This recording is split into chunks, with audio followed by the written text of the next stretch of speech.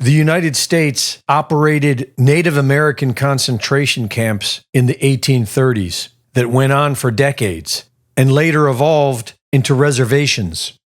During World War II, the U.S. imprisoned Japanese Americans.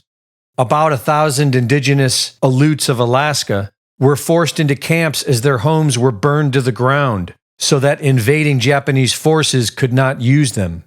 After the war, the United States seized Okinawan homes and burned them to the ground to make way for military bases, forcing 300,000 civilians into concentration camps, and deliberately starved about 1 million Germans to death in prison camps. The Subversive Activities Control Act of 1950 led to the construction of concentration camps meant to hold American dissidents. In 1961, the U.S. forced 8 million South Vietnamese civilians into prison camps to deprive the Viet Cong of any potential support. Starting back in the late 90s, Alex Jones has been releasing films warning that people are being conditioned to accept seeing their neighbors rounded up and thrown in prison camps, such as the WTO protests, where hundreds of protesters were arrested and thrown into jail. The 2004 Republican National Convention, where over 1,000 protesters were arrested and sent to a makeshift prison. And in Katrina, where police went door to door confiscating guns. The police and National Guard going street by street, house to house, sometimes entering open houses with guns drawn and instructions to disarm anyone inside. You said guns will be taken? Yeah, no one will be able to be armed. We will take all weapons. You see, for over 20 years, the Federal Emergency Management Agency has been building and constructing, maintaining concentration camps as well as the personnel to incarcerate literally tens of millions of Americans.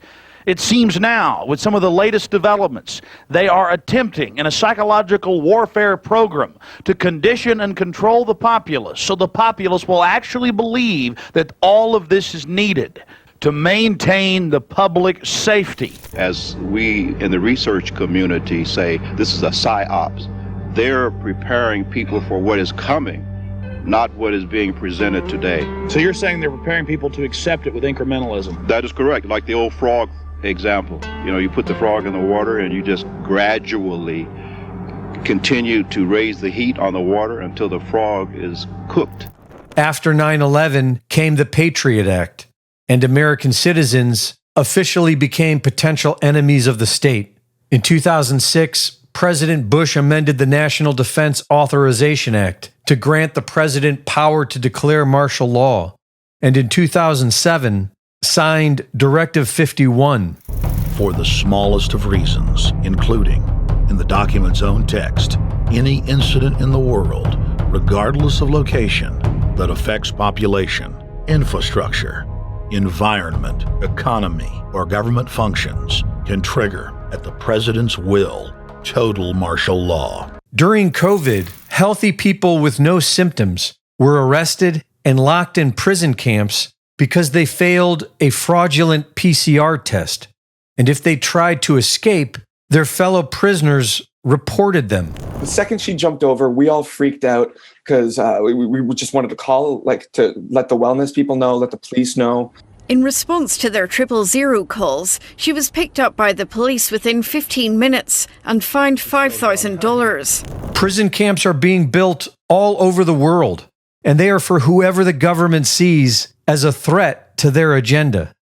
Reporting for InfoWars, this is Greg Reese.